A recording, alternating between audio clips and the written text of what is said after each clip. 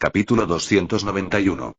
25 de noviembre de 1898 San Petersburgo, Imperio Ruso Palacio de Invierno, Sala del Consejo El gran salón del Palacio de Invierno estaba tan silencioso como una tumba.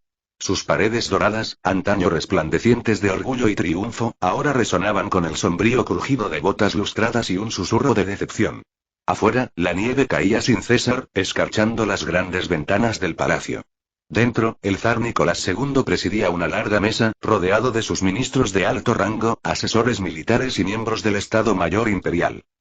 Sobre la superficie lacada de la mesa estaba el informe final, el resumen oficial de la derrota ruso-china en Corea.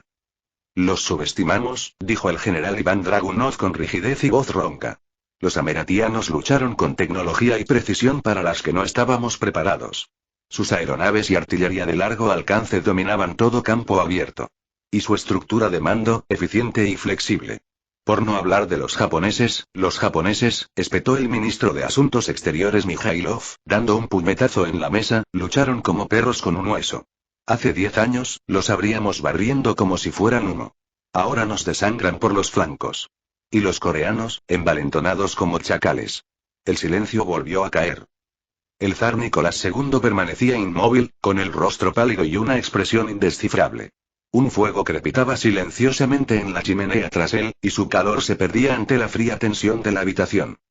«Es cierto», dijo finalmente el zar, con voz tranquila, «que nuestro frente oriental se ha derrumbado por completo». El general Dragunov dudó un momento y se acercó levemente. «Sí, su majestad. Nuestras últimas divisiones se retiraron a través del Yalu el 18 de noviembre. Las fuerzas chinas también se han replegado tras su propia frontera. Su moral está destruida. La nuestra, peor». «Así que», murmuró el zar, juntando las manos, «no hemos ganado nada con esta guerra. Nada más que hijos muertos y un estandarte humillado». El ministro Mijailov se aclaró la garganta. «Hubo ilecciones. Lagunas de inteligencia. Debilidades industriales. Nuestra cadena logística se explotó al máximo. Y ahora entendemos, como mínimo, que el mundo ha cambiado». «¿Cambiado?». Nicholas volvió la mirada hacia el ministro. «Explíqueme». Mijailov respiró hondo. «Ameratía, señor. No son el poder que imaginábamos. Ya son más que una curiosidad occidental. Su armamento está décadas por delante de nuestro. Sus fábricas producen 10 veces más que las nuestras. Sus buques de guerra son insumergibles. ¿Y su presidente? Un hombre no de paciencia cortesana, sino de máquinas y sistemas. No hay espera. Se mueve. Y cuando se mueve, el mundo cambia». El zar se reclinó lentamente, asimilando esto. «Entonces», dijo Nicolás con frialdad, «¿renunciamos a nuestras ambiciones? ¿Debe Rusia retirarse del escenario mundial, contenta de ser superada por colonias e imperios insulares?» «No, su majestad», dijo rápidamente el general Dragunov. «Pero debemos cambiar. Adaptarnos. Modernizarnos. Si queremos preservar la grandeza del imperio ruso, debemos convertirnos en lo que ellos se han convertido. Un gigante industrial, no solo una tierra de aristocracia y reclutas». Al otro lado de la mesa, el almirante Petrov añadió: «Perdimos porque nuestros barcos estaban obsoletos. Nuestros rifles se atascaron en el barro coreano. Y nuestros soldados, a pesar de su valentía, marcharon sin botas adecuadas para el invierno. Los ameratianos pilotaban dirigibles de reconocimiento que podían detectar nuestros movimientos a kilómetros de distancia. Nunca tuvimos ninguna oportunidad».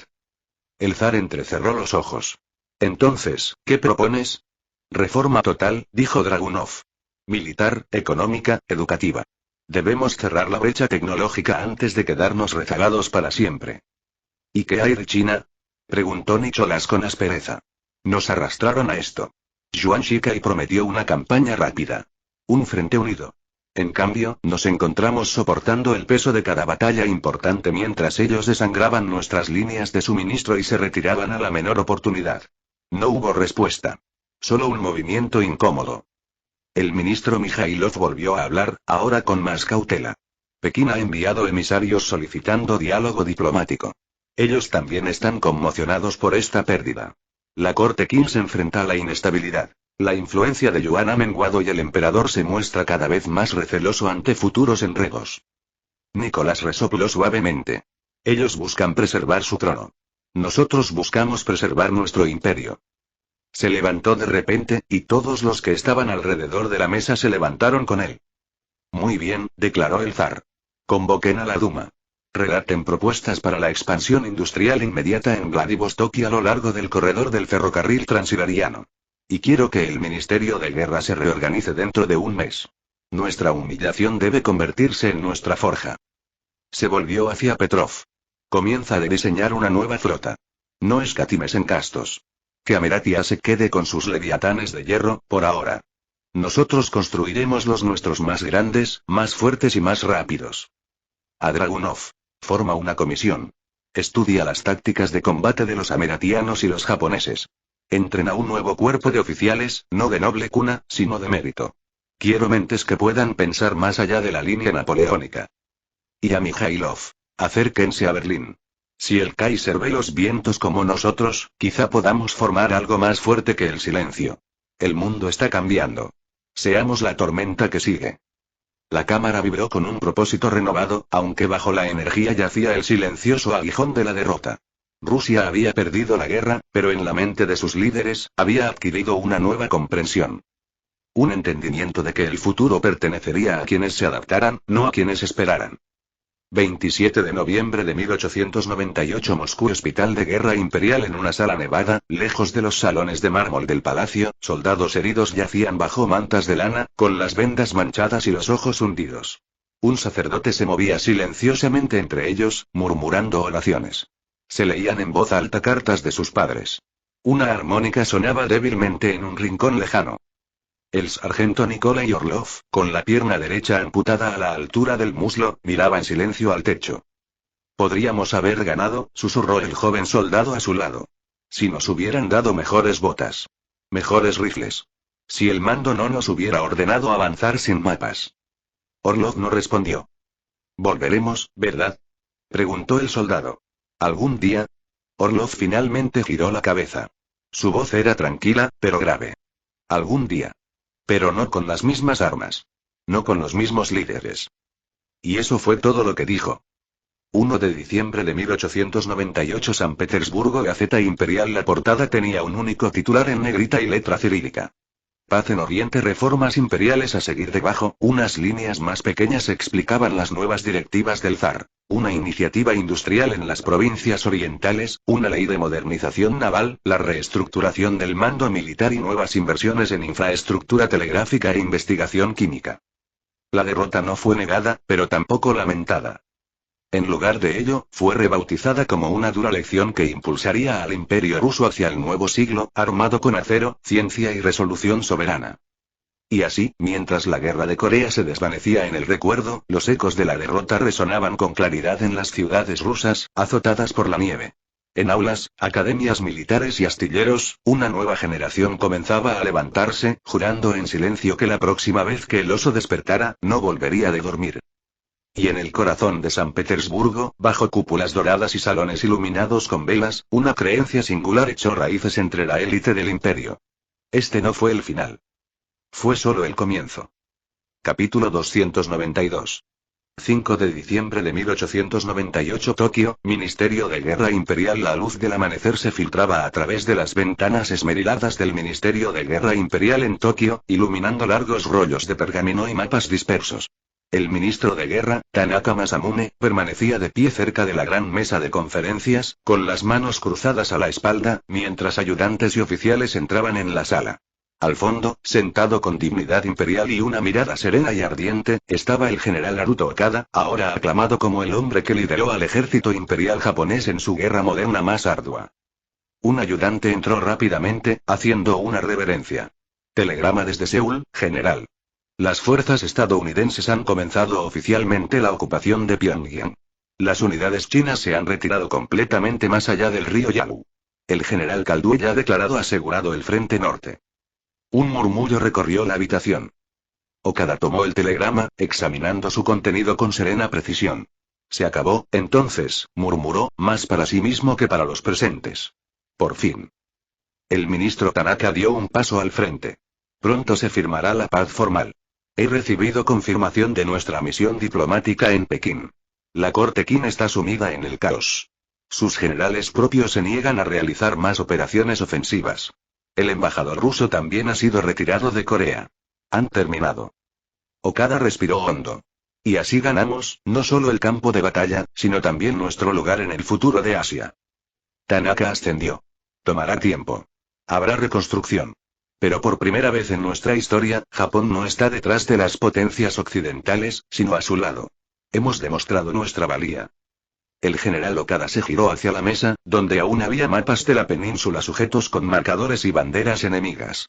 Lentamente, fue sacando los alfileres, uno a uno, hasta que no quedó nada más que el mapa de una tierra devastada, ahora liberada. Que la corte imperial prepare una declaración pública, dijo Okada. Y convocamos a los emisarios. Honraremos a los coreanos por su sacrificio. Y nos aseguraremos de que los ameratianos sepan que no están solos. 7 de diciembre de 1898 Seúl, Palacio Real del Imperio Coreano. Los estandartes de las tres naciones Corea, Ameratia y Japón ondeaban uno junto al otro a lo largo del largo salón del Palacio Real. Bajo ellos, un gran consejo se reunió por primera vez en paz. El rey Gojong se yergue con su túnica ceremonial, con el rostro cansado pero orgulloso. A su izquierda se encuentra la reina Min, y a su derecha, el general Lee Sang-on. Al otro lado del pasillo, llega el general Caldwell acompañado del coronel Grant, seguido de cerca por el general Okada y varios miembros del alto mando japonés. Esto no fue una negociación. Fue una victoria compartida. Hoy, comenzó el rey Gojong, con su voz resonando en la cámara de mármol, conmemoramos el fin de una guerra que amenazó con destrozar no solo nuestras fronteras, sino también nuestra forma de vida. Y, sin embargo, resistimos. Juntos. Los hijos de Corea sangraron en la misma tierra que los guerreros ameratianos y japoneses. Nuestros enemigos creían que éramos débiles y que estábamos divididos. Se equivocaron. Siguió un aplauso leve, respetuoso y contenido. El general Caldwell dio el siguiente paso. En nombre del presidente Eshi y del pueblo de Ameratia, agradezco al pueblo coreano su valentía y sacrificio. Esta victoria nos pertenece a todos. Pero ahora debemos hacer más que celebrar. Debemos reconstruir. Fortalecer. Proteger lo que hemos ganado, para que ningún enemigo vuelva a amenazar esta tierra. El general Okada añadió. Que esta alianza no sea un acuerdo bélico temporal, sino una base para la paz. Japón está dispuesto a contribuir a la recuperación de Corea y a forjar una cooperación duradera entre nuestras tres naciones. El rey Gojong asintió solemnemente. Que este sea nuestro nuevo comienzo. 8 de diciembre de 1898 DC, Palacio Presidencial. La sala de guerra de la capital de Ameratia estaba inusualmente silenciosa. Atrás quedaron las alertas rojas y el flujo constante de informes de campo. Ahora, la sala albergaba a asesores tomando café, revisando los cronogramas logísticos y los presupuestos de reconstrucción. El presidente Mateusz, de pie ante los amplios ventanales de su oficina, observaba cómo la nieve comenzaba a caer suavemente sobre la ciudad. Sostenía una carta en una mano. La última actualización del general Caldwell. Pyongyang asegurada. Frontera estabilizada. No se encontró resistencia durante la ocupación. Se está restableciendo el orden civil. Collins intervino silenciosamente. Señor. Mateusz se giró. ¿Sí? Hemos recibido el reconocimiento diplomático de Pekín. La corte Qin acepta el alto el fuego. Los diplomáticos rusos han propuesto una conferencia de paz multilateral que se celebrará en Ginebra en enero. Mateusz asintió lentamente. Aceptemos. Pero que quede claro, se trata de una negociación de condiciones, no de igualdad. Perdieron. Que se sienten a la mesa con humildad. Collins sonrió levemente. Sí, señor. ¿Empiezo a redactar su discurso? Mateusz se apartó de la ventana. Sí. Dile a la gente que la guerra ha terminado. Dile que nuestros soldados vuelven a casa. 10 de diciembre de 1898 Pyongyang, sede reconstruida en el corazón de la ciudad maltrecha, ingenieros ameratianos y obreros coreanos transportaban madera y acero por calles a medio reparar. Se levantaron nuevos puentes sobre el río Taedong. Los mercados reabrieron, modestos pero con vida. Pyongyang resurgió. El capitán Edward Harris se encontraba frente a lo que había sido un cuartel chino, ahora bajo el mando de oficiales de logística ameratianos. Una carta de su casa yacía doblada en el bolsillo de su abrigo. Un mensaje de su hermana desde Chicago, preguntándole si estaría en casa para Año Nuevo. Señor, dijo uno de sus oficiales subalternos, acercándose. Hemos terminado el inventario del depósito norte. Se han retirado las últimas piezas de artillería china. Los ingenieros coreanos se encargarán de las fortificaciones desde aquí. Harris asintió. Bien. Es hora de que vuelvan a gobernar su propia ciudad. No somos conquistadores, somos huéspedes que se quedaron más tiempo del permitido por la guerra. El joven oficial rió entre dientes. ¿Crees que convertirán este lugar en un monumento? Harris contempló la ciudad, donde la bandera coreana ondeaba con orgullo sobre la cúpula del palacio. Creo que ahora la transformarán en lo que quieran. Y ese es el punto. 15 de diciembre de 1898 Puerto de Busan. La multitud se reunió en los muelles mientras los primeros buques de guerra ameratianos se preparaban para partir. Los soldados heridos se apoyaban en bastones o muletas, vitoreados por civiles y niños que ondeaban pequeñas banderas ameratianas y coreanas. Los músicos interpretaban suaves melodías de marcha. El general Caldwell se encontraba al final del muelle junto al general Lee y el general Okada. Una despedida formal. Gracias, Caldwell, dijo Lee, ofreciéndole la mano. Sin ti, lo habríamos perdido todo. Caldwell lo apretó con fuerza. No. Nunca perdiste el coraje. Solo necesitabas tiempo para contraatacar. Siempre estuviste a tu disposición. Okada hizo una reverencia respetuosa. Hasta pronto, general. Espero que no sea en el campo de batalla, dijo Caldwell con una sonrisa. La pasarela se elevó lentamente. Los marineros ameratianos saludaron con vigor. Con un profundo toque de sirena, el buque insignia comenzó a alejarse lentamente del muelle, virando hacia mar abierto. Caldwell se quedó de pie junto a la barandilla, con el viento agitándole el abrigo. Mientras Corea se desvanecía en la niebla, susurró a nadie en particular. Lo hicimos. 20 de diciembre de 1898 DC, discurso presidencial. El gran salón estaba lleno. Senadores, altos mandos militares, embajadores extranjeros y ciudadanos abarrotaban cada fila. Las cámaras disparaban, los escribas taquigrafiaban y, en todo el país, las radios cobraban vida. El presidente Mateusz subió al podio. Mis queridos ameratienses, comenzó. Hace 5 meses, nuestros hijos e hijas navegaron por el Pacífico no en busca de conquista, sino en defensa de la libertad. Se enfrentaron al fuego de la batalla, a los horrores de la guerra y al peso de la historia misma. Y prevalecieron. Los aplausos resonaron en toda la sala. Hoy, la península de Corea es libre. El imperio japonés nos acompaña con orgullo. Y nuestros enemigos se han retirado derrotados. Hizo una pausa para dejar que el peso se asentara. Pero no celebramos el derramamiento de sangre. Celebramos su fin. No nos regocijamos por su pérdida, sino por nuestra determinación. Por nuestra unidad.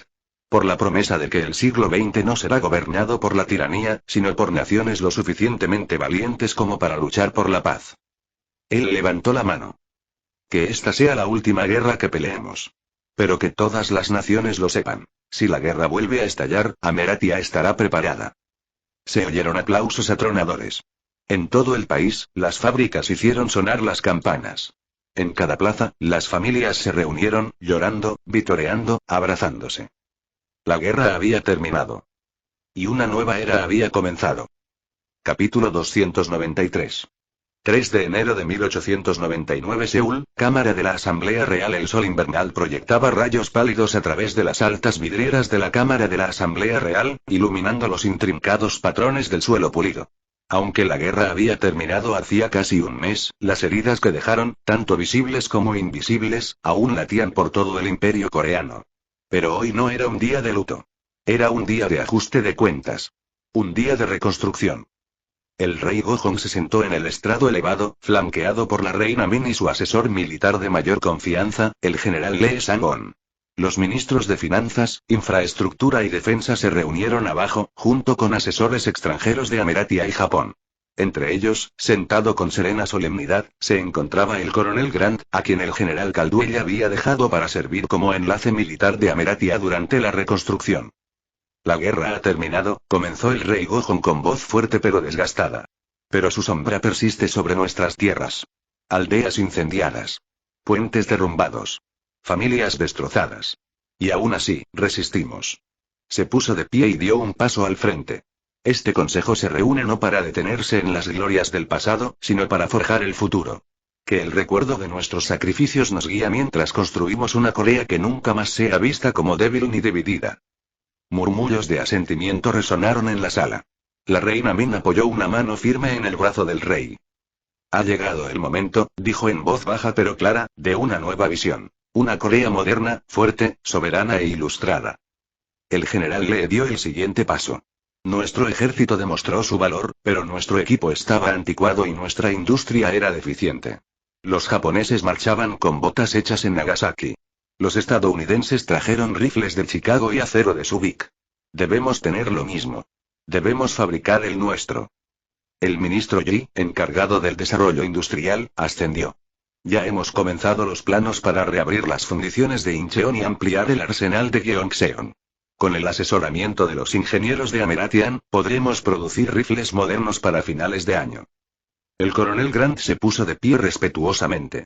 El presidente Esch ha autorizado la continuación de la asistencia militar y de los asesores industriales. Su soberanía es incuestionable, pero nuestra alianza se mantiene sólida. Lo que beneficia a Corea fortalece al Pacífico. El rey Gojong respondió con una leve reverencia. Entonces, comencemos. El consejo continuó hasta bien entrada la tarde, debatiendo, redactando y asignando comités. Se repararían las carreteras. Se reactivaría un proyecto ferroviario nacional. Se construirían nuevas escuelas en cada provincia, centrándose tanto en estudios tradicionales como en ciencias modernas. Se establecerían centros médicos, con una combinación de médicos coreanos y colaboradores internacionales formados en el extranjero. Y, sobre todo, el ejército real se modernizaría para convertirse en una fuerza permanente y profesional, sin depender nunca más de armas extranjeras.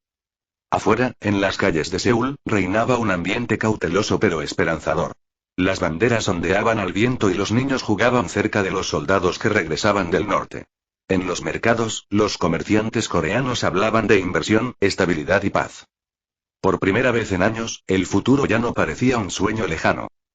10 de enero de 1899 Puerto de Vladivostok, lejano oriente ruso. El frío penetrante de la costa rusa del Pacífico no logró calmar la furia que latía en el interior del almirante Alexei Mikhailov. De pie en la cubierta nevada del Águila Negra, observaba a sus hombres cargar cajas con suministros devueltos, fusiles, uniformes, piezas de artillería rescatadas del hundimiento en Corea.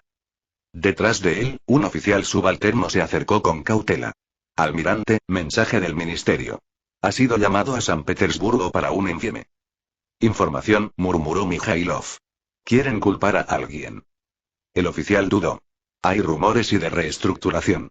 De degradaciones. Que se reorganicen. Mikhailov se giró bruscamente, con el abrigo ondeando al viento gélido. Pero no se equivoquen. No nos derrotaron por los hombres. Nos derrotaron por la arrogancia. Arrogancia de San Petersburgo, de la corte, de generales que creían que la guerra todavía se ganaba con sables y caballos. Se volvió hacia el mar. Ameratia lucha como si ya estuviéramos en el siglo XX. Nosotros luchamos como si todavía estuviéramos en 1860. El oficial no dijo nada. Aprenderán, dijo Mikhailov en voz baja. O perderán la próxima guerra antes siquiera de que empiece. 15 de enero de 1899 Ameratia, recinto de desfiles militares de Chicago. Los copos de nieve flotaban perezosamente sobre la multitud, pero a nadie parecía importarle. Un mar de gente se extendía por el patio del desfile. Familias abrigadas con abrigos y bufandas, con carteles ondeando banderas. Las bandas de música tocaban melodías triunfales. El desfile de la victoria había comenzado.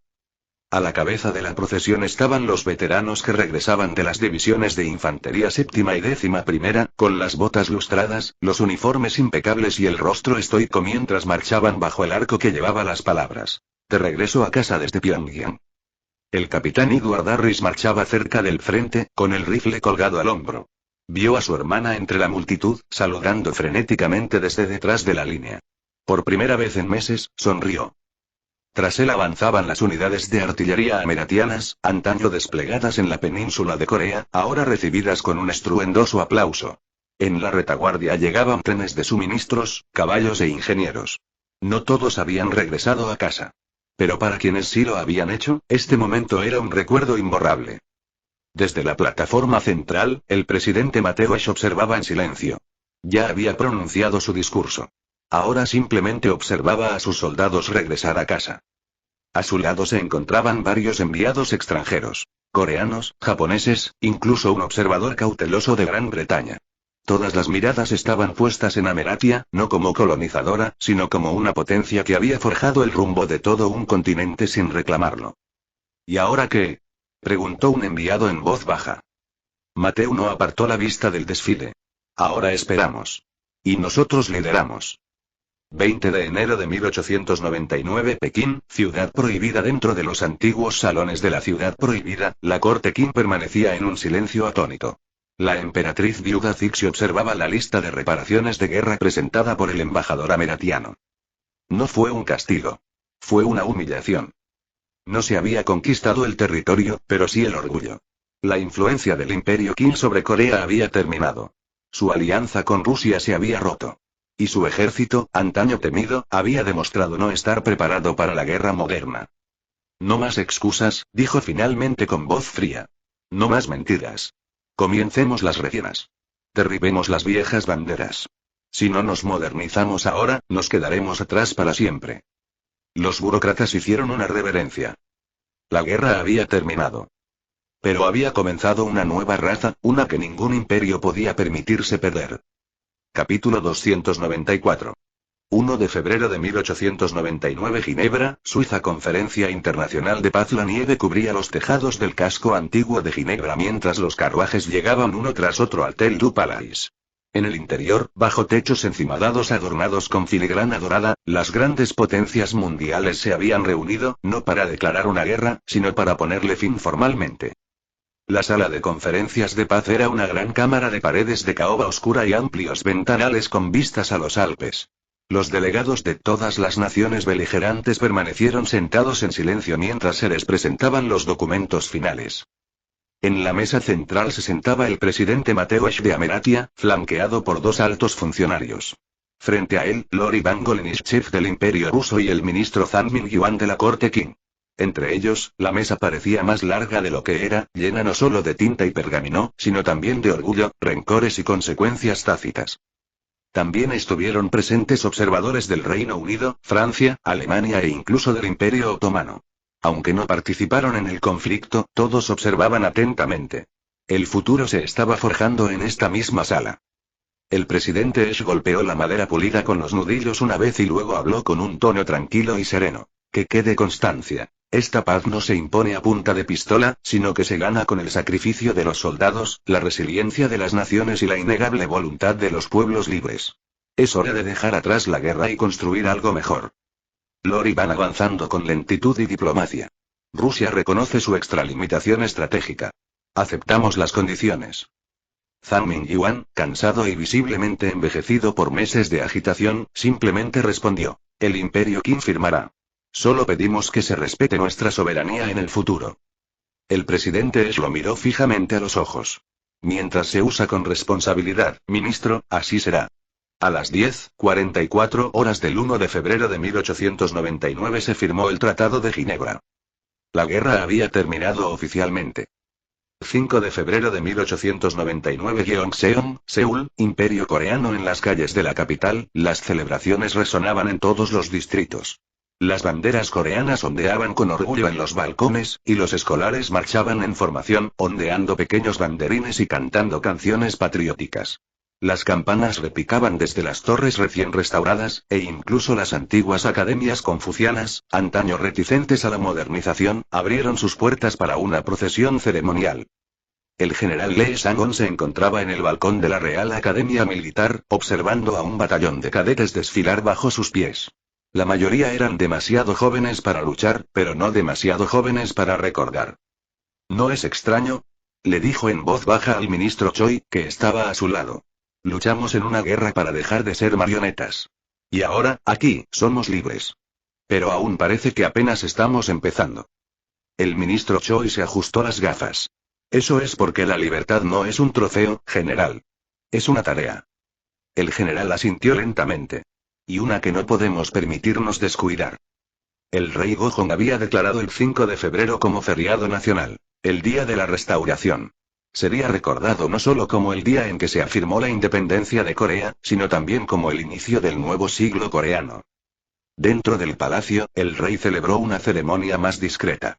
La reina Min permaneció a su lado mientras el embajador ameratiano, Charles Eddington, el enviado japonés, Mori Kinta, y numerosos dignatarios regionales ofrecieron promesas formales de cooperación.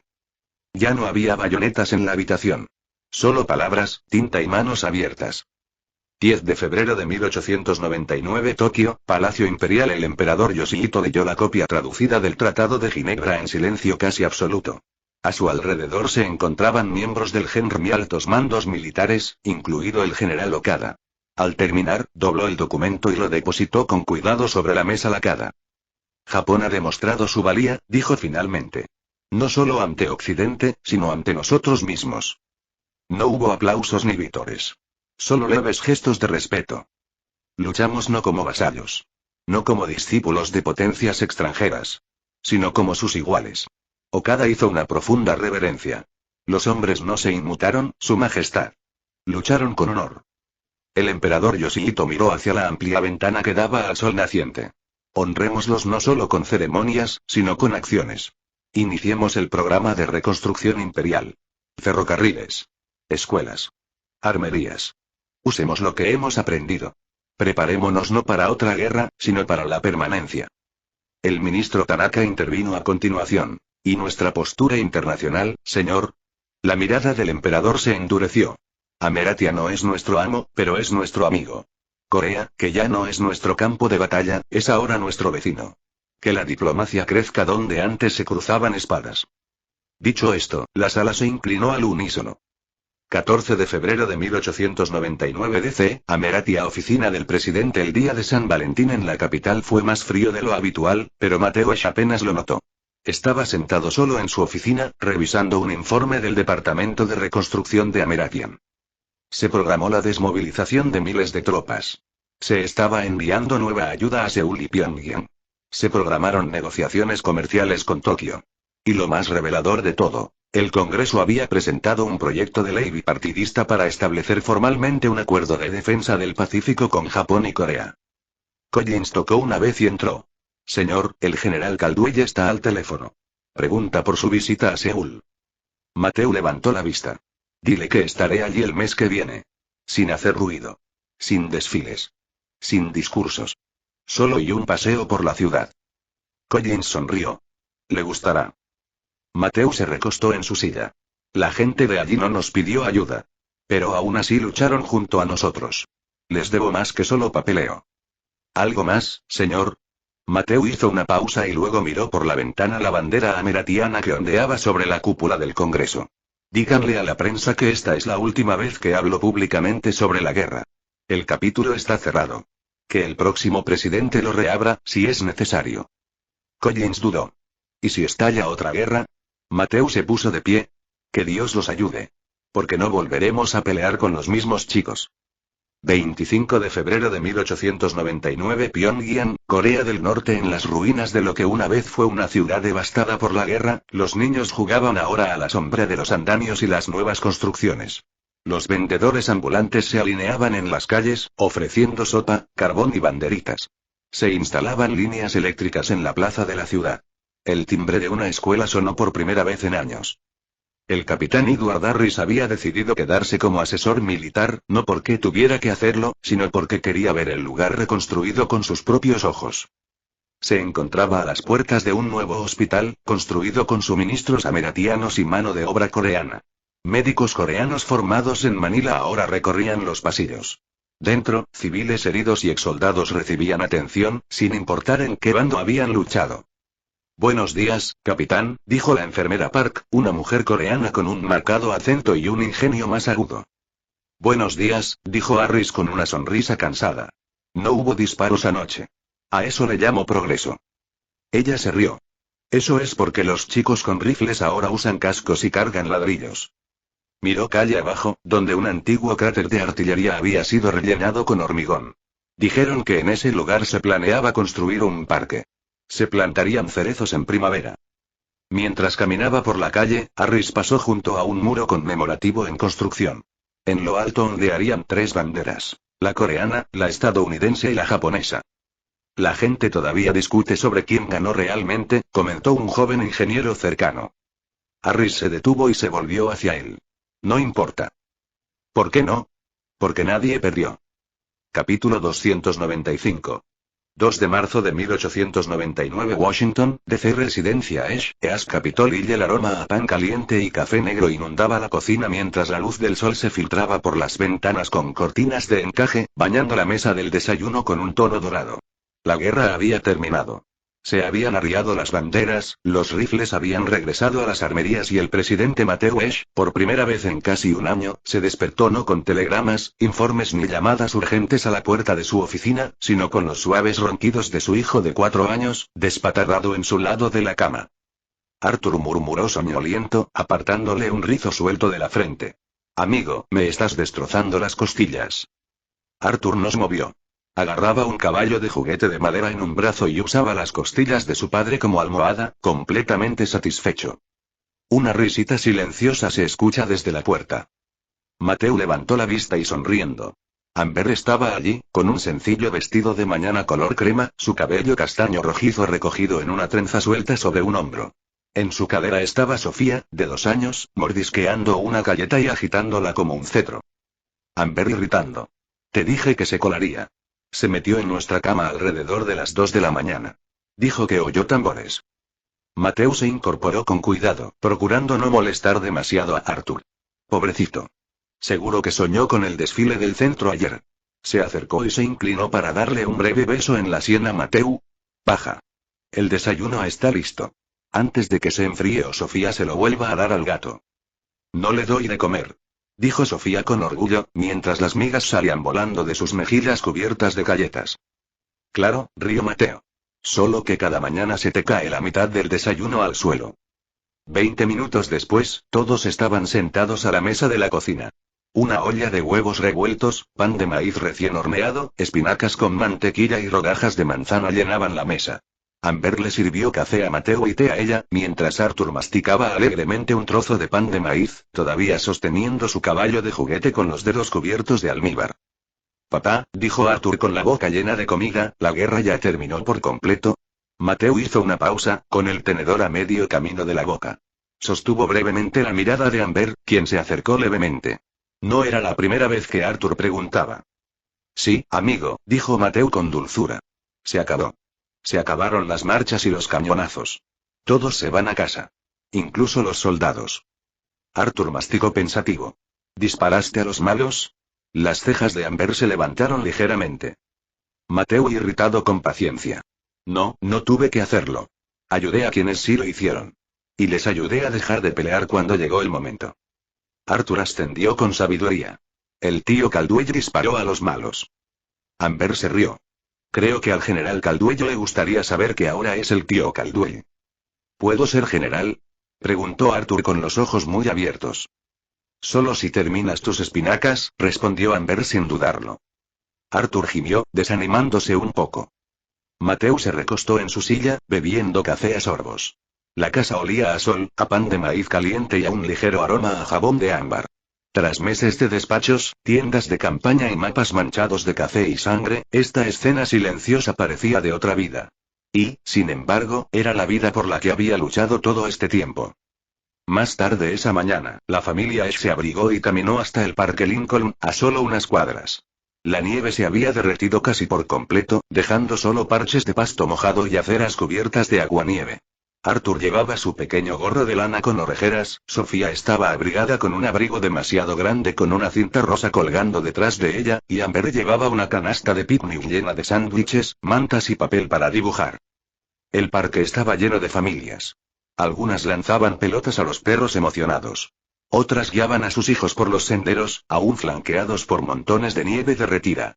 Músicos tocaban violines cerca de las escaleras del monumento, y los vendedores de periódicos gritaban titulares desde la esquina. Amber extendió la manta debajo de un sicómoro en ciernes mientras Mateo ayudaba a Arthur a trepar las ramas más bajas, lo suficientemente alto para sentirse valiente, no lo suficientemente alto para aterrorizar a su madre. Sofía persiguió a las palomas, chillando de risa mientras volaban hacia arriba y a su alrededor. Mateo se sentó junto a Amber y exhaló profundamente, mirando a sus hijos jugar. «Tienes esa mirada otra vez», dijo Amber, mientras se quitaba el pelo de la mejilla cuando el viento lo atrapó. «¿Qué mirada?» «El que usabas antes de la guerra. Como si pudieras respirar». Sonrió suavemente. «Siento que puedo. Es la primera vez en meses». Amber metió la mano en la cesta y le dio un sándwich. Entonces come algo. No voy a dejar que un presidente ávido de paz se desmaye de hambre delante de medio vecindario. Mateo lo tomó con fingida reverencia. El comandante en jefe obedece. Se sentaron en un silencio agradable, interrumpido solo por el ocasional grito de alegría de Sofía o Arthur gritando: «Mira, papá. Soy una ardilla». Diré esto, reflexionó Amber, dibujando con carboncillo en un pequeño bloc. Nunca ven el peso. La gente, me refiero. Cuando das un discurso o firmas una ley. Creen que eres de piedra y acero. Pero aquí estás, un hombre cansado comiendo un sándwich y viendo a sus hijos trepar a los árboles. Mateo miró su dibujo. Era un retrato a medio terminar de Sofía dándoles migajas a las palomas. No necesitan ver el peso, dijo en voz baja. Solo necesitan saber que alguien lo lleva. Amber puso una mano sobre la suya. Lo hiciste. Y ahora no tienes que hacerlo, al menos no solo. Mientras el sol comenzaba a ocultarse en el horizonte, pintando la ciudad de ámbar y naranja, la familia Ash regresó a casa, con las mejillas rojas por el frío y los brazos llenos de dibujos a medio terminar, sándwiches sobrantes y piñas que Arthur insistía que eran tesoros. Tras una cena caliente y un baño con más salpicaduras que lavados, ambos niños fueron arropados en la cama. Amber cantó una canción de cuna que su abuela le enseñó una vez, en voz baja y suave, mientras Arthur se dormía con su caballo de juguete y Sofía se acurrucaba con su conejito de manta. En el pasillo, Mateo se apoyó en el marco de la puerta y los observó dormir durante un largo momento. ¿Crees que recordarán esto?, preguntó en voz baja mientras Amber se ponía a su lado. Recordarán la paz, dijo. Aunque no recuerden la guerra. Caminaron de la mano por el pasillo, de vuelta a su habitación. La chimenea crepitaba suavemente, proyectando cálidas sombras en las paredes. Mateo se sentó en el borde de la cama, quitándose los zapatos lentamente. A veces todavía lo veo, admitió. Las trincheras. Los mapas. Las decisiones que tuve que tomar. Amber se arrodilló a su lado, apoyando la cabeza en su rodilla. Y estaré aquí cada vez que despiertes. Mateo le pasó una mano por la trenza. Sabes, a pesar de todos los discursos y medallas, eres quien ganó mi guerra. Ella levantó la vista y sonrió. Eso es porque nunca me rendí. Se durmieron esa noche sin disparos, sin mensajeros en la puerta, sin alarmas. Solo el sonido del viento afuera y la suave respiración de las dos pequeñas almas al final del pasillo. El mundo había cambiado. Pero dentro de su tranquilo hogar, todo estaba completo. Capítulo 296. 10 de marzo de 1899. Seúl, Imperio Coreano. Centro de Rehabilitación de Veteranos. El aire aún era fresco y puro en Seúl, y la ciudad despertaba lentamente bajo los suaves rayos del sol matutino. A pesar del creciente ajetreo de la vida cotidiana, la apertura de los mercados, los niños corriendo por las calles y el ritmo constante de los cascos de los caballos sobre los adoquines, Mateo Ash cruzó con determinación las puertas del Centro de Rehabilitación de Veteranos. El centro, recién inaugurado, se sentía casi como un símbolo de la recuperación posbélica física, mental y emocional para los soldados estadounidenses y coreanos que habían luchado juntos durante los largos meses de conflicto. En su interior, el centro era una combinación de clínicas médicas, salas de terapia y áreas comunes donde los veteranos se reunían, algunos para conversar, otros simplemente para descansar. El edificio en sí era modesto pero bien cuidado, con gruesas vigas de madera y amplios ventanales que dejaban entrar abundante luz. Afuera, un jardín había empezado a florecer, con cerezos en flor y zonas de césped recién plantado brotando donde la batalla solo había dejado polvo. Mateo recorrió el amplio pasillo, adornado con fotografías enmarcadas de la guerra. Imágenes de soldados, conocidos y desconocidos, de pie, orgullosos y juntos, con rostros que mezclaban determinación y agotamiento. Reconoció muchos de los nombres bajo las fotografías. Algunos los había conocido en plena batalla. Sus pasos resonaban por el pasillo mientras se acercaba a la sala principal de reuniones. Dentro, soldados de Ameratia, Japón y Corea, sentados o de pie en pequeños grupos, hablaban en voz baja. Algunos absortos en sus pensamientos, otros riendo suavemente. La sala se llenaba del murmullo de las conversaciones y del ocasional crujido de las sillas. Un joven asistente lo saludó con una reverencia respetuosa. Presidente Ash, hemos preparado el escenario para su discurso. Todos lo esperaban con ilusión. Mateo asintió, con una leve sonrisa en los labios. Gracias. Dio un paso adelante, recorriendo la sala con la mirada. Había sido un largo viaje para muchos de estos hombres. Los horrores de la guerra aún estaban frescos para algunos, sus propios recuerdos eran como un eco constante en su mente, pero allí habían encontrado consuelo. Habían pasado por algo juntos. No necesitó decir mucho. La presencia de los veteranos y el peso de sus experiencias lo decían todo. Al ascender a la pequeña plataforma de madera, un silencio invadió la sala. Todos se volvieron hacia él, con la mirada fija, expectante. Era una sensación extraña para él estar al otro lado del podio. Había pasado tantos meses dando discursos para galvanizar a una nación para la guerra, pero esto se sentía diferente. Se trataba de gratitud, no de victoria. De sanación, no de conquista. Caballeros, comenzó con voz clara pero suave, me presento ante ustedes hoy con solo respeto y admiración. No son solo héroes. Son la columna vertebral de nuestro futuro. Hizo una pausa, contemplando el mar de rostros que tenía frente a él. Algunos eran jóvenes, otros mayores. Muchos aún llevaban las marcas de sus sacrificios. Algunos tenían cicatrices, algunos caminaban con muletas o se apoyaban en bastones. Pero todos compartían una cosa: su determinación. La misma determinación que los había impulsado a superar los horrores de la guerra. Mateo se aclaró la garganta antes de continuar. Esta guerra ha sido una pesada carga para todos nosotros. No solo en el campo de batalla, sino aquí, entre nuestra gente, nuestras familias y nuestras comunidades. La labor por la paz nunca es fácil, y las heridas de la guerra no sanan de la noche a la mañana. Lo sé. Pero lo que veo hoy en esta sala son los hombres que hicieron posible que saliéramos adelante. Se acercó al borde de la platier. No lucharon por la gloria, sino por los demás. Por sus familias. Por la libertad. Por el futuro de naciones que una vez estuvieron divididas, ahora unidas. Sin su valentía, su sacrificio, no estaríamos aquí. Hizo una nueva pausa, dejando que el peso de sus palabras se asentara. Quiero que sepan que sus esfuerzos no han pasado desapercibidos. Cada persona en Ameratia, en Corea, en Japón, les debe más de lo que jamás podrán pagar. Pero lo intentaremos. Construiremos un futuro donde sus sacrificios sean honrados, donde reciban la atención y el respeto que merecen. Algunos soldados entre la multitud asintieron, otros bajaron la mirada a sus manos y el peso de sus palabras se instaló en sus corazones. Su servicio no ha terminado, dijo Mateu. Ustedes son la base sobre la que reconstruiremos. No olvidaremos lo que han dado. Y nos aseguraremos de que sus vidas después de la guerra sean tan valiosas como las vidas que defendieron durante ella. Retrocedió un poco, con una sonrisa en los labios. Y finalmente, les dejo esto. La paz que tenemos ahora es suya. Lucharon por ella, se la ganaron. Esta también es su victoria. Hubo una larga pausa antes de que la sala estallara en aplausos, suaves al principio, pero cada vez más fuertes a medida que los veteranos aplaudían y vitoreaban. Fue un aplauso sincero. Fue real. El aplauso no era para él, era para ellos. Para cada uno. Mateo bajó de la plataforma y estrechó la mano de algunos soldados que lo felicitaron. Un hombre mayor, con el pelo casi canoso y el uniforme desgastado, le dio una palmada en el hombro. Lo hizo bien, presidente Esch, dijo con voz ronca. Pero no se olvide de nosotros ahora. No lo haré, respondió Mateu, mirándolo a los ojos. Siempre te recordaremos. Mientras la multitud comenzaba a dispersarse, Mateu se acercó a un grupo de jóvenes soldados sentados cerca de la ventana. Lo miraron con una mezcla de curiosidad y respeto en sus rostros. ¿Cómo están?, preguntó Mateu, sentándose junto a ellos. Uno de los soldados, un joven de unos 15 años, lo miró. Estamos bien, señor. Es solo que y a veces es difícil, ¿sabe? Olvidar. Lo sé, respondió Mateu en voz baja. Pero no tienes que olvidarlo. Solo tienes que aprender a vivir con ello. No estás solo en esto. El joven soldado sonrió levemente. Gracias, señor.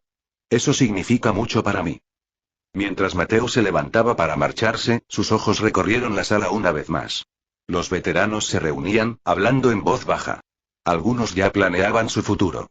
Otros aún lidiaban con la pérdida, el trauma y la lucha de lo vivido. Pero se estaban recuperando. Eran sobrevivientes. Gracias, susurró Mateu suavemente, sin dirigirse a nadie en particular. Antes de abandonar el centro, se detuvo un momento en la puerta, mirando a los hombres que habían luchado por la paz, no solo en el campo de batalla, sino en sus propias vidas. Una parte de él deseaba quedarse más tiempo, para ofrecer más palabras de aliento, pero sabía que había hecho lo necesario. Y ahora, era hora de que emprendieran su siguiente viaje.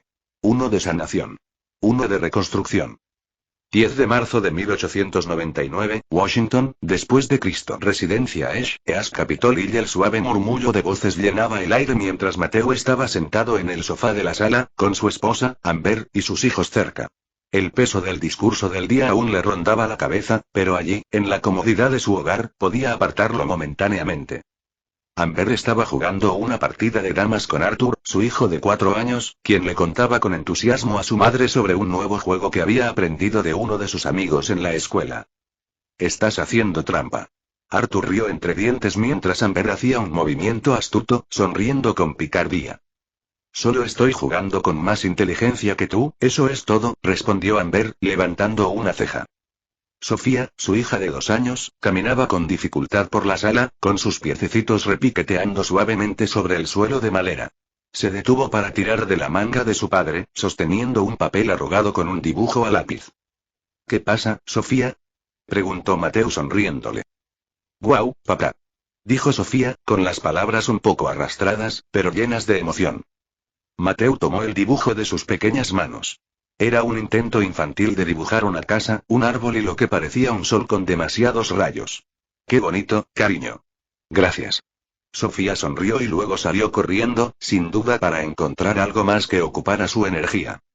Mateo se recostó en su silla, mirando a Amber. «Me pondré del lado de Arthur en la próxima ronda», dijo, respirando hondo. «Claro, pero perderás», bromeó Amber, con una sonrisa cálida y llena de afecto. «Creo que estoy más concentrado en prepararlos a ambos para la escuela mañana», dijo Mateo, observando la concentración de Arthur mientras estudiaba la pizarra. Amber asintió pensativa. «Es una sensación extraña, ¿verdad?». El silencio. Mateo asintió, y su mirada se suavizó al ver jugar a sus hijos. «Así es. Solo intento aprovecharlo al máximo». Con la paz firmada y la guerra ya superada, tenía todo un futuro que planificar. Uno con Amber, Arthur y Sofía. Por primera vez en mucho tiempo, no estaba mirando por encima del hombro, esperando la siguiente crisis. Simplemente vivía el momento. Y lo sentía como el comienzo de algo nuevo. Capítulo 297. 15 de marzo de 1899, Washington, después de Cristo. Residencia es la ciudad de Washington. Vivía uno de esos raros momentos en los que el aire parecía demasiado tranquilo, demasiado pacífico. El ajetreo del gobierno seguía, pero por primera vez en años, parecía que la maquinaria política se había calmado. La guerra había terminado oficialmente y la situación comenzaba a calmarse. Lo que una vez fue una era definida por la movilización militar y las maniobras políticas estaba dando paso a una nueva fase, más tranquila. Al menos eso era lo que se sentía en la residencia Esch. Mateo Esch estaba sentado a la mesa del comedor, tocando distraídamente el periódico matutino. La casa estaba en paz. Amber y los niños habían salido a visitar a la familia, dejándolo solo con sus pensamientos. No sabía muy bien qué hacer con el silencio. Era un cambio bienvenido, por supuesto, pero la quietud le resultaba un poco extraña. Había pasado gran parte de su vida en el fragor de la batalla, tanto en el frente físico como en las salas de guerra de la diplomacia. Esta nueva normalidad, esta calma, era algo a lo que tendría que acostumbrarse. Un vistazo por la ventana mostró los primeros indicios de la primavera. Árboles que empezaban a brotar, flores que asomaban entre la tierra y una fina capa de niebla se levantaba de las calles. Parecía como si la naturaleza misma estirara sus ramas y despertara tras un invierno largo y duro. Una sensación de renovación flotaba en el aire, y por primera vez en mucho tiempo, Mateo sintió que podía volver a respirar. Se frotó la cara, mientras su mente divagaba hacia los días previos al fin de la guerra, la presión constante de tomar la decisión correcta, de mantener el equilibrio entre aliados y enemigos. Había sido una época de constante alerta. Pero ahora, no sabía qué pensar. ¿Qué sería? La idea lo hizo sonreír para sí mismo. Él ya había forjado el futuro. Ahora era el momento de dejar que se desarrollara a su manera. Se oyó un suave golpe en la puerta, seguido del leve crujido al abrirse. Collins entró, con la misma serenidad de siempre. Su cabello castaño se había vuelto un poco canoso con los años, pero su mirada aún conservaba esa agudeza que Mateo siempre había respetado. «Señor presidente», comenzó Collins con su habitual tono formal, aunque se suavizó al mencionar a Mateo. «Han llegado los últimos informes de Seúl. La reconstrucción avanza sin contratiempos y nuestras fuerzas están casi listas para comenzar la transición de salida de la región». El rostro de Mateo se suavizó con un ligero alivio. Había estado siguiendo de cerca las consecuencias de la guerra, en particular los esfuerzos por restaurar el orden y la infraestructura. La reconstrucción no se limitaba a la construcción física. Se trataba de restaurar la confianza y la estabilidad que se habían visto destrozadas. Confiaba en que sus aliados se encargarían de ello, pero no podía evitar sentirse responsable de lo que vendría después. Tenía pensado ir yo mismo, dijo Mateu, dejando el periódico a un lado y poniéndose de pie. ¿Cómo está la situación? ¿Cómo está el ambiente? Collins pareció considerar la pregunta con detenimiento. En cierto modo, sigue siendo frágil. Ya saben cómo es. Cuando la gente se ve obligada a reconstruir tras la destrucción, siempre existe el temor de que todo vuelva a desmoronarse. Pero el espíritu del pueblo es fuerte. Tanto los coreanos como los ameratianos están trabajando juntos. El liderazgo del general Lee ha sido fundamental en ello. Mateu asintió pensativo. Había oído hablar mucho del papel del general Lee en la reconstrucción. Su liderazgo había sido invaluable, no solo en el campo de batalla, sino también al guiar al pueblo hacia un nuevo futuro. Su legado en Corea comenzaba a tomar forma, y parecía que el país finalmente empezaba a sentir el peso de su independencia, ganada con tanto esfuerzo. ¿Y Japón? Preguntó Mateu, mirando a Collins. Cumplen con su palabra, respondió Collins. Japoneses han realizado importantes inversiones en la reconstrucción y su presencia en la región se centra en la paz a largo plazo. El general Okada sigue involucrado, aunque ahora su papel es más diplomático que militar. Parece que los japoneses se centran en la integración, no solo en el control. Mateu sonrió. Pensarlo le alivió un poco la tensión del pecho. Bien. Eso es lo que necesitamos. Una paz duradera. No solo un alto el fuego, sino las bases para algo mejor. ¿Y usted, señor? Preguntó Collins, con un tono ligeramente cambiante. ¿Está listo para dejar todo esto atrás? Mateu bajó la mirada un momento, con una silenciosa reflexión en el rostro. Es extraño, dijo finalmente. Pensé que estaría pensando en más batallas, más negociaciones. Pero ahora, no lo sé. Quizás sea hora de centrarnos en lo que tenemos por delante. En los que lucharon, en los que no lo lograron y en los que vivirán con las consecuencias el resto de sus vidas. Collins no dijo nada al principio, simplemente se quedó allí de pie mientras Mateu hablaba, luego asintió lentamente. Supongo que lo más difícil siempre es lo que viene después. Pero por eso estamos aquí, señor. Siempre ha hecho lo necesario.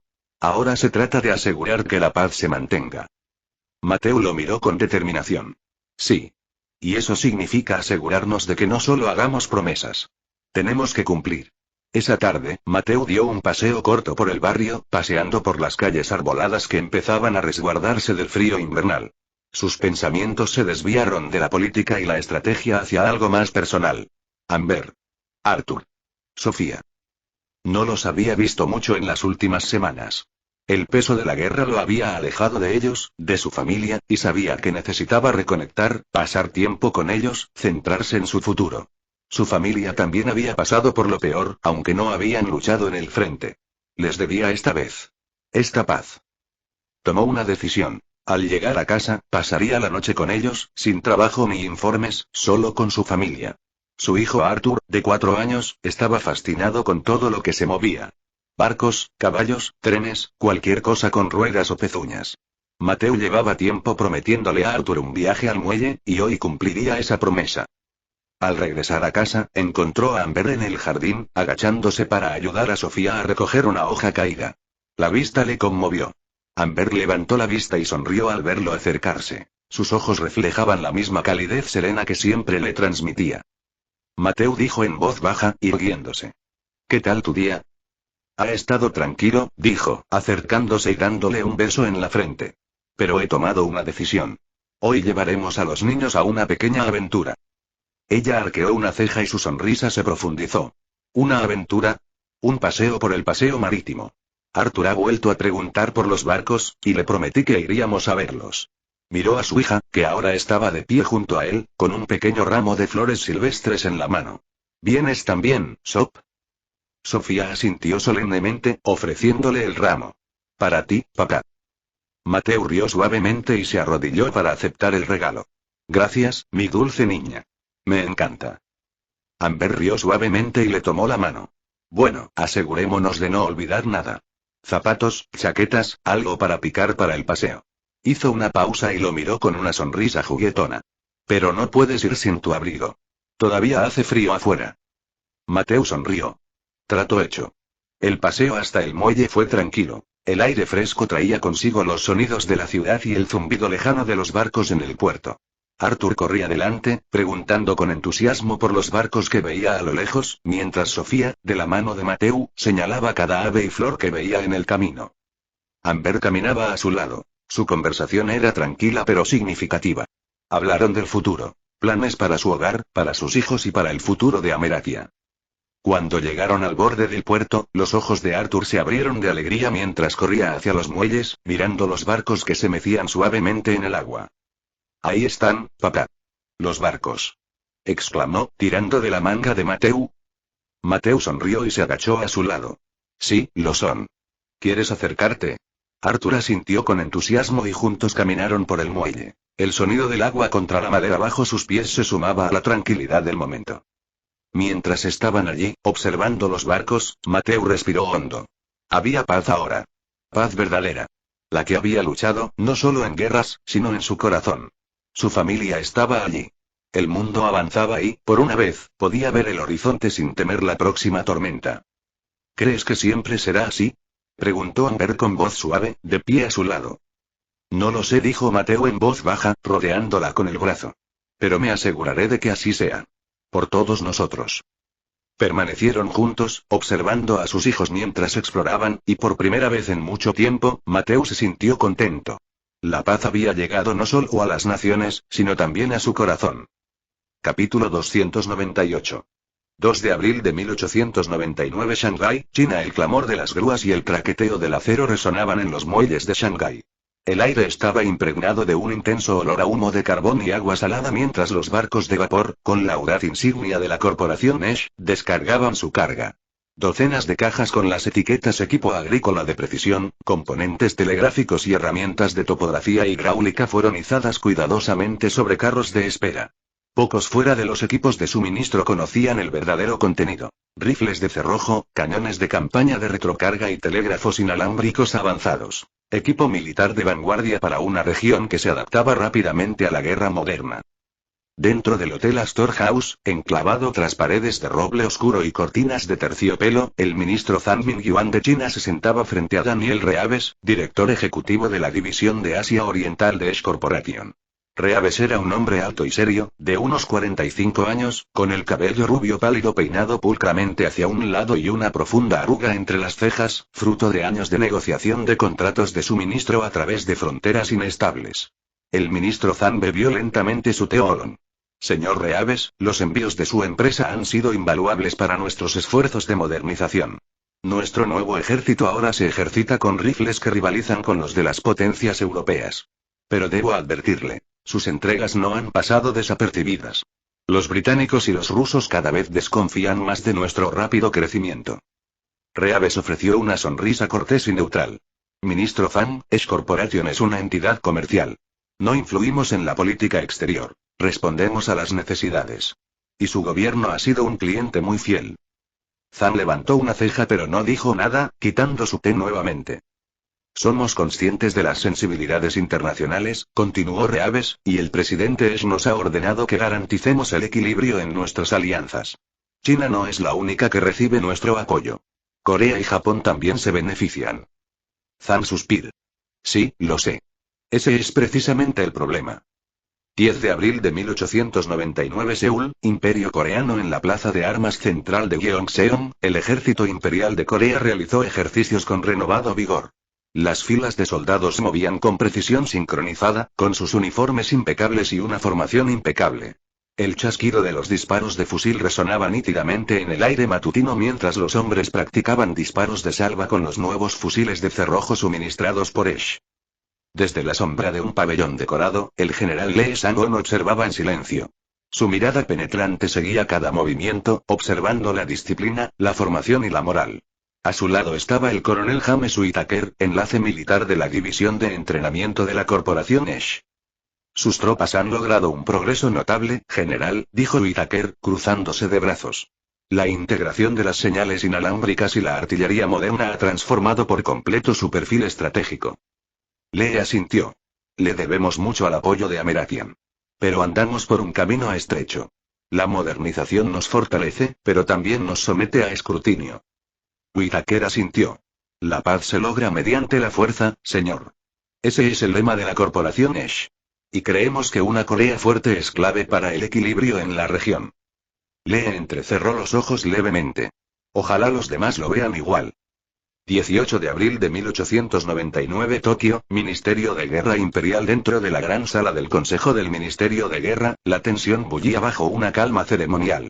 La mesa central estaba cubierta de mapas, adornados con banderas rojas, diagramas de despliegue y líneas ferroviarias punteadas que se extendían desde Tokio hasta Kyushu, y más allá del mar. El general Naruto Okada presidía la sala con voz mesurada pero firme. Los ejércitos coreano y chino han avanzado significativamente durante el último año. La corporación Esh ha desempeñado un papel fundamental en ello. Su tecnología inalámbrica ha mejorado la coordinación en el campo de batalla en casi un 50%. El almirante Saito intervino. Nuestro desarrollo naval es suficiente. Pero nos estamos quedando atrás en comunicaciones en el campo de batalla y artillería de despliegue rápido. Si queremos mantener la paridad regional, debemos responder. Okada asintió. Iniciaré negociaciones formales de adquisición con Esh Corporation. Necesitamos sus sistemas más modernos. El ministro de Asuntos de Guerra, Tanaka, añadió. También debemos iniciar programas de investigación internos. No podemos depender únicamente de proveedores extranjeros, por muy amistosos que sean. La mirada de Okada se endureció levemente. De acuerdo. Pero por ahora, Esh sigue siendo nuestro mejor compañero. 25 de abril de 1899 Washington, D.C., oficina presidencial. El presidente Mateo Esh estaba de pie junto a la alta ventana de su oficina, con los brazos cruzados, mientras Collins leía un grueso expediente de inteligencia. Los consulados británicos en Shanghái y Gyeongseong han expresado su preocupación. Afirman que los envíos de armas de la corporación Esh están desestabilizando el equilibrio regional. Los rusos, por su parte, afirman que la modernización de China podría amenazar a Vladivostok. Mateo se apartó de la ventana, con la mandíbula apretada. Nunca pretendimos desencadenar una carrera armamentística. La idea era garantizar la seguridad mediante la capacidad mutua. Esa era la premisa de todos nuestros contratos. Collins dudó. Quizás sea hora de reevaluar. Establecer límites. O al menos facilitar el diálogo. Mateo asintió lentamente. Organicen una cumbre. En terreno neutral. Inviten a China, Corea y Japón. Si vamos a ser nosotros quienes armemos la región, también tenemos la responsabilidad de mantener la paz. 5 de mayo de 1899 Ginebra, cumbre internacional dentro del Palacio de las Naciones, bajo un alto techo abovedado y paredes doradas, representantes de China, el Imperio Coreano y Japón se sentaron uno frente al otro en una mesa larga y pulida. El presidente Mateo Esh presidía la mesa, flanqueado por Collins y dos enviados comerciales de alto rango. Mateo se puso de pie, carraspeando. Damas y caballeros, nos hemos reunido no para señalar con el dedo, sino para comprendernos. Cada una de sus naciones ha recurrido a la modernización tras una guerra brutal. Pero si la modernización se convierte en militarización sin diplomacia, corremos el riesgo de repetir ese horror. El ministro Zhang fue el primero en responder. China solo busca defenderse. No nos disculparemos por proteger nuestra soberanía. El general Lee Sang-on añadió. Apoyamos un pacto de no agresión. Nuestras fuerzas son defensivas. Corea no tiene ningún interés en expandirse. El general Okada, en representación de Japón, permaneció en silencio un largo momento antes de hablar. Estamos abiertos al diálogo. Pero Japón mantendrá la preparación estratégica. La historia nos ha enseñado a no bajar la guardia. Las conversaciones se prolongaron hasta bien entrada la noche. Aunque no se firmaron tratados, todas las partes acordaron una serie de medidas de transparencia y nuevas cumbres. 12 de mayo de 1899 Washington, después de Cristo, residencia Esh. De vuelta en casa, Mateo estaba sentado a la mesa del jardín con Amber mientras sus hijos jugaban cerca. Arthur perseguía mariposas. Sofía cantaba mientras dibujaba formas en la tierra. Amber sirvió té. ¿Qué tal Ginebra? Mateo suspiró. Progreso, no paz. Pero al menos hablan. Has hecho lo que has podido, dijo en voz baja. Él le sonrió. No es suficiente. Pero quizás sea el principio. 20 de mayo de 1899 Tokio, Palacio Imperial. El emperador Yoshihito revisó los documentos de Ginebra con silenciosa intensidad. Mantendremos la preparación militar, dijo finalmente. Pero también debemos predicar con el ejemplo. Miró al general Okada. Inicien intercambios culturales. Escuelas. Colaboraciones científicas. Que Japón no solo sea una espada, sino un faro. Okada hizo una reverencia. Sí, Su Majestad. 28 de mayo de 1899 Seúl, Palacio Real. El rey Gojong se reunió con sus ministros para discutir la cumbre. Procuraremos alianzas regionales. Educación, ferrocarriles, intercambio médico, dijo. Nuestra soberanía se preservó mediante la guerra. Ahora, debe afirmarse mediante el progreso. 5 de junio de 1899 Pekín, ciudad prohibida. La corte Qin se reunió bajo los estandartes carmesí del trono del dragón. El ministro Zhang se presentó ante la emperatriz viuda. Debemos continuar con las rellenas. La cumbre ha demostrado que tenemos voz. Utilicémosla con sabiduría. Ella asintió. Entonces, que la reforma sea nuestra revolución. 15 de junio de 1899 Washington, D.C., Oficina Presidencial. Collins entró con un expediente. Señor, la corporación ESH ha presentado una nueva iniciativa. El Programa de Desarrollo Cooperativo de Asia Oriental. Una transición de las armas a la infraestructura. Mateo lo revisó con atención. Esto es lo que necesitamos. Fírmalo. Construyamos vías en lugar de trincheras. 25 de junio de 1899 Shanghái, lugar de la primera piedra bajo un cielo azul de verano. Dignatarios de China, Corea y Japón se reunieron para presenciar la colocación del primer clavo del ferrocarril del este de Asia en la Tierra. Reaves estaba junto a ellos, ahora vestido con un traje modesto en lugar de un uniforme corporativo. Esto es lo que representa a Esh Corporation ahora, dijo en voz baja. No solo armas, sino también conexiones. Capítulo 299. 12 de julio de 1899 Shanghái, sede del proyecto ferroviario cooperativo de Asia Oriental. El sol del mediodía se reflejaba en los rieles metálicos tendidos a las afueras de Shanghái, donde el primer tramo del ferrocarril cooperativo de Asia Oriental comenzaba a tomar pie. Las grúas se movían con lentitud y precisión, elevando vigas de acero sobre soportes elevados de hormigón. El rítmico martilleo de los martillos y las órdenes gritadas llenaban el aire. Obreros de las tres naciones China, Corea y Japón trabajaban codo con codo bajo las banderas de la paz. En un modesto pero bullicioso edificio administrativo, justo al lado del sitio, los ingenieros y representantes regionales de Esh Corporation se congregaban alrededor de una larga mesa repleta de planos, horarios y mapas desgastados. A la cabecera de la mesa se sentaba Frederick Kane, nacido en Estados Unidos y director técnico del Programa de Desarrollo Cooperativo de Asia Oriental. Se ajustó las gafas mientras pasaba al siguiente conjunto de planos de diseño. El tramo costero de Ningbo-Agusan avanza sin contratiempos, pero nos enfrentamos a complicaciones de terreno en la ruta interior a través de Manchuria. Quizás tengamos que revisar el límite de pendiente o considerar opciones de tunelización. El ministro Zhang Mingyuan, ahora principal enlace del Imperio Qin con el proyecto, se inclinó hacia adelante, con la mirada cansada pero concentrada. Los túneles añadirían meses, quizás años, y costarían más de lo que el emperador está dispuesto a asumir. Pero el simbolismo importa. Este proyecto no es solo un ferrocarril, es nuestra firma en una nueva era. Federico ascendió. Entonces quizás lleguemos a un acuerdo. Usamos puentes y zanjas donde podamos. El equipo de Esh puede absorber parte del costo. El presidente Esh nos dio amplia discreción. Quiere que esto termine. No por política, sino para la posteridad. A su izquierda, el general Lee Sang-on, vestido de civil por primera vez en meses, señaló el mapa donde el ferrocarril entraría en la península de Corea. El tramo sur que atraviesa Gyeongseong y más allá estará terminado para el otoño. Nuestros ingenieros han recibido formación continua por parte de su empresa, y su equipo ha hecho posible cumplir con los plazos. ¿Y la pierna japonesa?, preguntó Zhang, girándose hacia la derecha. El coronel Kenji Saito, un oficial perspicaz convertido en supervisor de infraestructura, se mostró respetuoso. Según lo previsto. La línea Kyoto-Osaka se conectará con la nueva terminal ferroviaria portuaria de Nagasaki. Estaremos listos para recibir la conexión internacional la próxima primavera. Frederick se sintió levemente. Entonces haremos lo imposible, caballeros. Conectaremos el este de Asia no con un tratado, sino por vía férrea.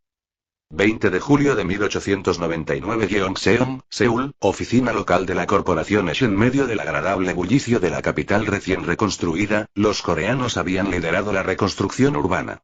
Las líneas de tranvía se extendían por toda la ciudad, y el alumbrado público iluminaba los principales bulevares, alimentados por un nuevo generador donado por Ameratia. Lo que antes era tierra arrasada era ahora una sinfonía de ladrillo, acero y optimismo. Dentro de la oficina local de Esh Corporation, financiada por Ameratian, colgaban de las paredes carteles publicitarios en hangul, japonés y mandarín. Construyamos el futuro juntos, con las 3 banderas nacionales una al lado de la otra. Un pequeño grupo de escolares se reunió frente a las ventanas de cristal, observando con curiosidad cómo los ingenieros revisaban los datos de sus estudios. En el interior, Hee-woo Park, un joven coreano graduado del programa de becas de ingeniería Esh, ofreció una visita guiada a los profesores visitantes de la Universidad de Tokio. Cada uno de estos modelos, dijo Hee-woo, señalando un prototipo de vía a escala, refleja las simulaciones de variación del terreno entre Sune e Incheon. Hemos desarrollado algoritmos de estabilidad del suelo utilizando técnicas ameratianas y los hemos adaptado a nuestra geografía local. Uno de los profesores japoneses, un hombre mayor con una ori azul marino, sonrió con admiración. Parece que su generación construirá lo que la nuestra solo soñó. Hee-woo hizo una reverencia. Gracias. Intentamos demostrar que la modernidad no tiene por qué borrar el patrimonio, sino enriquecerlo. Al salir al patio al aire libre, Hee-woo se detuvo. En lo alto, una grúa colocaba lentamente un segmento de arco de hormigón para un futuro paso elevado. Llevaba el logotipo de Esh Corporation en un lado y el emblema del gobierno real de Corea en el otro. Así es como recordamos la paz, dijo sin dirigirse a nadie en particular. 29 de julio de 1899 Tokio Pabellón Imperial de Ciencias. El gobierno japonés había lanzado su propia reforma educativa, en parte como respuesta a la influencia de Ameratia y en parte para consolidar su posición regional. Dentro del recién creado Pabellón Imperial de Ciencias, las exposiciones sobre máquinas de vapor, telegrafía e infraestructura ferroviaria atraían a miles de visitantes a diario. El general Naruto Okada, ahora un héroe nacional y una figura pública reticente, había sido invitado a inaugurar una exposición permanente titulada La guerra que nos cambió, 1898. Se encontraba frente a una multitud silenciosa que incluía a escolares, dignatarios extranjeros y veteranos vestidos con uniformes de gala pulidos. Esta exposición no pretende glorificar la guerra, comenzó Okada, sino recordarnos lo que cuesta la guerra y lo que exige de quienes la sobreviven. Señaló una maqueta del ferrocarril de Asia Oriental, una reluciente línea en miniatura que conecta Tokio, Seúl, Pyongyang, Pekín y Shanghái. Este proyecto, construido con la sangre del pasado y las manos de los vivos, es nuestra respuesta. No solo a la última guerra, sino también a la próxima, si es que llega. El público aplaudió, no fuerte, pero con respeto. Okada se dio la vuelta para marcharse. Sabía que su deber ahora no era luchar, sino asegurarse de que su gente no tuviera necesidad de hacerlo. 5 de agosto de 1899 Washington, D.C. Oficina Presidencial. Mateo Esh estaba sentado con sus hijos en el jardín detrás de la residencia presidencial. Arthur jugaba con un tren de madera, cada vagón tallado con símbolos de una nación del este asiático. Sofía, sentada cerca, dibujaba un tren cruzando un puente con el sol en lo alto. Amber sacó el té y lo colocó suavemente al lado de su marido. «Les gustan mucho los trenes», dijo divertida. «Representan algo para ellos», respondió Mateo, mientras observaba a su hijo empujar el motor de madera. Movimiento. Progreso. Quizás incluso paz. Collins apareció en la puerta del jardín con un expediente bajo el brazo. «Disculpe la interrupción, señor. Tengo el borrador del acuerdo comercial Pan-Pacífico.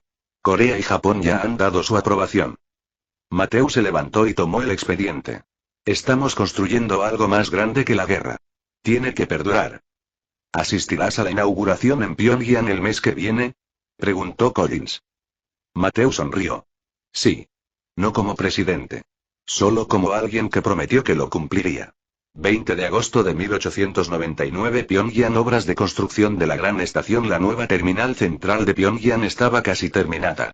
Su imponente techo arqueado lucía vidrieras que representaban grúas en vuelo, trenes de vapor en movimiento y agricultores cosechando arroz. Símbolos de renacimiento. El capitán Edward Harris, quien ahora trabaja a tiempo completo para la corporación Esh como enlace regional del proyecto, supervisó la inspección final.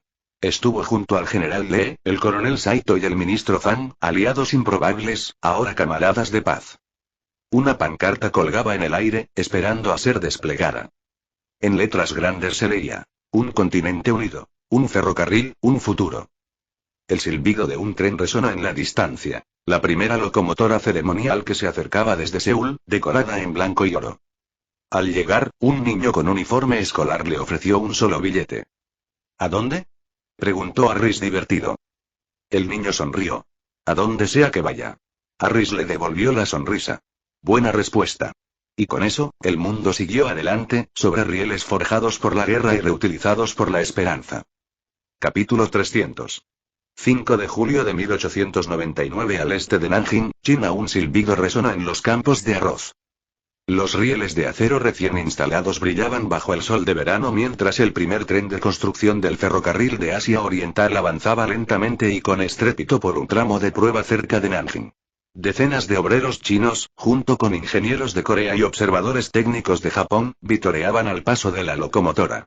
No era elegante ni rápida, solo una bestia achaparrada, alimentada con carbón, que arrastraba plataformas cargadas de grava y vigas, pero era historia en movimiento. El ministro Zhang Mingyuan se encontraba en una plataforma elevada bajo un toldo blanco, flanqueado por varios funcionarios chinos y una delegación estadounidense encabezada por Daniel Reaves, de la corporación Esch. Zhang vestía una túnica de seda oscura bordada con la insignia modernizada del gobierno imperial, y su expresión era indescifrable a medida que se acercaba el tren. Cuando el tren se detuvo con un chirrido, Reaves dio un paso adelante, sacándose el hollín de las mangas. Bueno, ministro Zhang, dijo con una leve sonrisa, son 30 kilómetros más abajo. Zhang no sonrió, pero asintió lentamente en señal de aprobación. Se mueve, dijo simplemente. Y eso es más de lo que podíamos decir hace un año. Detrás de ellos, se reunió una multitud de curiosos. Estudiantes, agricultores, periodistas extranjeros, incluso niños que se subían a las cajas cercanas para ver mejor. Se oían susurros en docenas de idiomas, pero el tema común era el asombro. Esta línea conectará Pekín con Seúl en 3 años, explicó Reaves a un periodista coreano a su lado. Desde allí, la fase 2 conectará Pusan con Osaka a través de un puente o un corredor de transbordadores. No es solo un ferrocarril, es la columna vertebral de la cooperación regional. El ministro Zhang añadió secamente. Y las arterias de nuestra independencia económica. 10 de julio de 1899 Seúl, Imperio Coreano. El rugido del vapor y el traqueteo del metal resonaban en el valle cercano a Daejeon mientras los equipos de construcción trabajaban sin descanso para conectar el interior de Corea con la red más amplia. Ingenieros coreanos supervisaron los planos, la mayoría formados con becas americanas, mientras que los directores de obra negociaban las condiciones laborales, las normas de seguridad y la asignación del acero, gran parte del cual ahora se abastecía localmente. El general Lee Sang-on visitó el depósito central con el mismísimo rey Gojong. Ambos vestían de civil para evitar aglomeraciones. Caminaron por el andén a medio terminar en un tranquilo recogimiento. Es extraño, murmuró Gojong. En la guerra, cada puente que construíamos era un riesgo. Una vía para el avance del enemigo. Y ahora, esto. Lee sonrió levemente. Ahora las vías conducen a la prosperidad en lugar de a los cañones. El rey miró a un grupo de estudiantes en una excursión escolar, cada uno con una pequeña bandera coreana en una mano y un cuaderno en la otra. Un día, subirán a un tren y llegarán a Pekín antes del anochecer, dijo. O a Tokio por la mañana. ¿Qué encontrarán al llegar allí? El tono de Lee era firme. Vecinos. No enemigos.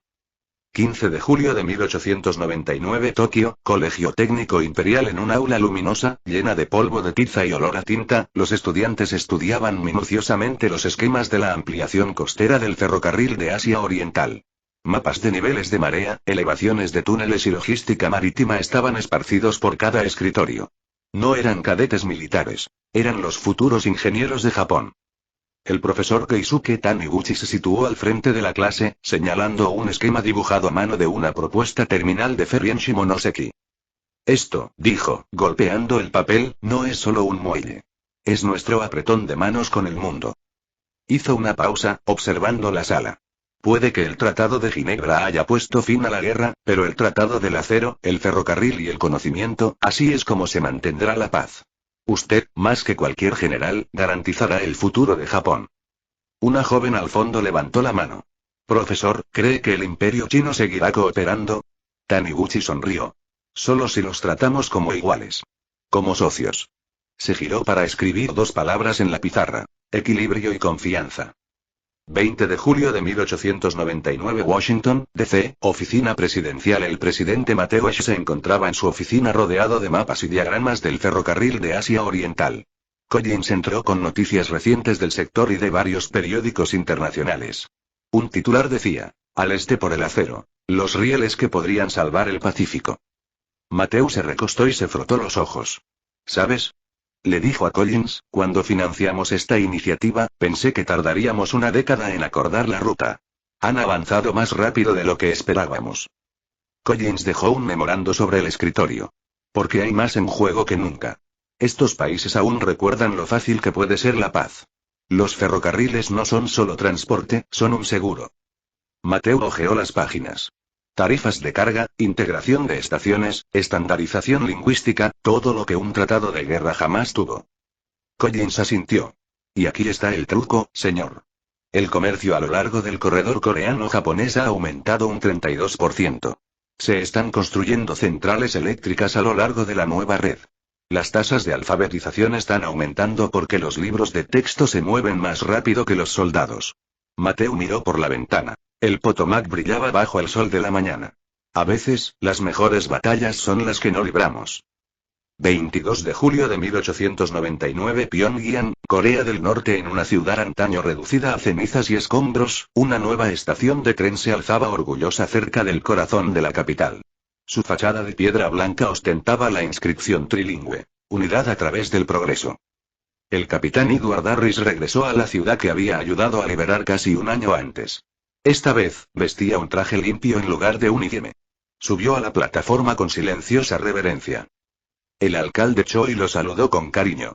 ¿Has vuelto? Harris asintió. Tuve que verlo con mis propios ojos. Juntos, vieron llegar el primer tren de pasajeros procedente de Seúl. A bordo había una mezcla de civiles, maestros, mecánicos, artistas y familiares de visita.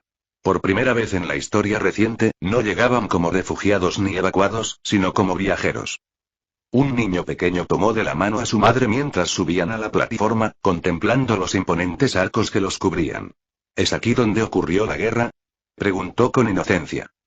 Harris se arrodilló a su lado. Sí. Pero ahora es donde empieza algo mejor. 30 de julio de 1899 Península de Shandong, Imperio Chino. En un polvoriento cruce ferroviario aún en construcción, ingenieros chinos y japoneses coordinaban la delicada colocación de un segmento de puente que algún día cruzaría el Mar Amarillo. Fue una imagen que asombró incluso a los observadores más escépticos. Hombres que podrían haber sido enemigos en otro tiempo ahora trabajaban juntos bajo una misma bandera. Sus planos compartidos lucían los sellos imperiales y el escudo de la corporación Esch. El ministro Zhang visitó el lugar con una delegación de académicos chinos. Cuando un periodista alemán le preguntó qué pensaba de la escena, respondió: antes medíamos la fuerza por el tamaño de los ejércitos. Ahora la medimos en metros de vía, en toneladas de grano transportado, en la distancia que un maestro puede recorrer en un solo día. 5 de agosto de 1899 Rutas de navegación del Pacífico. Los barcos de vapor que transportaban mercancías desde Nagasaki, Shanghái e Incheon se cruzaban cada vez con mayor frecuencia. La actividad portuaria de la región se disparó gracias a que los centros comerciales conectados por ferrocarril canalizaban mercancías entre el campo y la costa a una velocidad sin precedentes. En Manila, un grupo de capitanes de buques amerindios se reunió con funcionarios marítimos de Asia Oriental para crear el primer programa unificado de transporte de mercancías del Pacífico. Uno de ellos comentó: ¿sabes que es real cuando el mayor retraso no es la aduana, sino la lluvia? 10 de agosto de 1899 Washington, después de Cristo, residencia Esch. Al anochecer, Mateo se sentó en el porche con Amber, tomando café mientras Arthur y Sofía jugaban con un tren de madera en el suelo. Dicen que hemos conectado el continente, dijo Amber mientras observaba a Arthur empujar una pequeña locomotora por una rampa. Mateo sonrió. Ojalá aguante.